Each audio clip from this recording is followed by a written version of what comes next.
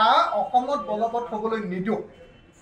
যদি অসমত কা বলবৎ হয় তেতিয়াহ'লে লগে লগে অসমত থকা হিন্দু বাংলাদেশী 15 পৰা 20 লাখ নাগৰিকে নাগৰিকত্ব পাব।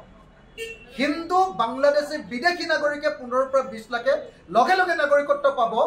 আৰু যি জাতিয়ে 1910 চনৰ পৰা বিদেশী এজনো নলওঁ প্ৰব্ৰজনৰ বিৰুদ্ধে প্ৰতিবাদ কৰি আহিছোঁ, অসম আন্দোলনৰ পৰা আৰম্ভ কৰি যিমান আন্দোলনবিলাক ডাঙৰ ডাঙৰ আন্দোলনবিলাক কৰি আহিছোঁ, অসমৰ ৰাজনীতিৰ মূল বস্তু প্ৰব্ৰজন, সেই সময়ত অসমত 15 পৰা 20 লাখ হিন্দু বাংলাদেশী নাগৰিকক ধৰ্ম নামত জাপি দিলে কেতিয়াও অসমীয়াই গ্ৰহণ কৰিব নোৱাৰে।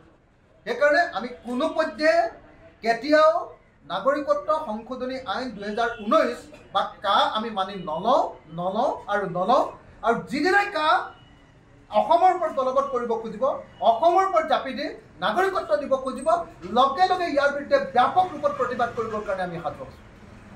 আৰু 15 পৰা 20 লাখ মানুহে লগে লগে নাগৰিকত্ব পাব। বাংলাদেশত 1,70,00,000 হিন্দু বাংলাদেশী নাগৰিক আছে। সেই বিদেশীসকলকো অসমলৈ আহিবৰ কাৰণে ৰাস্তা খোল খাই যাব। যিহেতু আপোনালোকে জানে যে ইতিমধ্যে কৈ দিছে যে পশ্চিমবংগই বিদেশী নলয়, ইতিমধ্যে কৈ দিছে যে আপোনাৰ ভাৰতবৰ্ষৰ বেলেগ ৰাজ্যবিলাকলৈ গৈ বিদেশী থাকিবগৈ নোৱাৰে, অসমত কেৱল আৰু কেৱল অসমলৈ আহিব। গতিকে কোনো পৰ্যায়ে যাতে অসমত বিদেশী সোমাব নোৱাৰে তাৰ কাৰণে প্ৰত্যেকজন নাগৰিককে কাৰ বিৰোধিতা কৰিবৰ কাৰণে সকলোকে আহ্বান জনাওঁ। কা অসমত বলবৎ হ'বলৈ নিদিওঁ।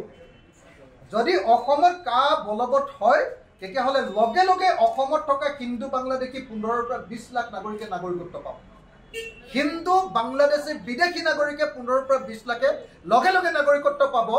আৰু যি জাতিয়ে 1910 চনৰ পৰা বিদেশী এজনো নলওঁ প্ৰব্ৰজনৰ বিৰুদ্ধে প্ৰতিবাদ কৰি আহিছোঁ, অসম আন্দোলনৰ পৰা আৰম্ভ কৰি যিমান আন্দোলনবিলাক ডাঙৰ ডাঙৰ আন্দোলনবিলাক কৰি আহিছোঁ, অসমৰ ৰাজনীতিৰ মূল বস্তু প্ৰব্ৰজন, সেই সময়ত অসমত 15 পৰা 20 লাখ হিন্দু বাংলাদেশী নাগৰিকক ধৰ্ম নামত জাপি দিলে কেতিয়াও অসমীয়াই গ্ৰহণ কৰিব নোৱাৰে।